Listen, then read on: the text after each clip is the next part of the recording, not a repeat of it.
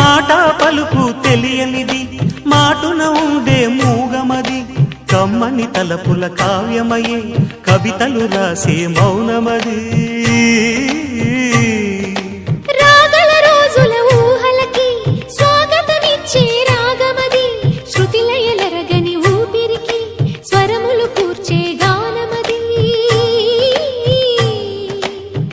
ఋతువుల రంగులు మార్చేది కల్పన కలిగిన మది భావం బ్రతుకును పాటగా మలిచేది మనసున కదిలి